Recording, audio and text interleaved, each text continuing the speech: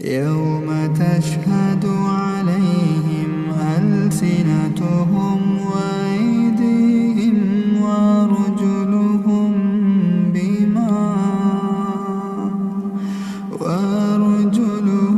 بما كانوا يعملون يومئذ يوفيهم الله دينهم الحق ويعلمون أن الله هو الحق المبين الخبيثات للخبيثين والخبيثون للخبيثات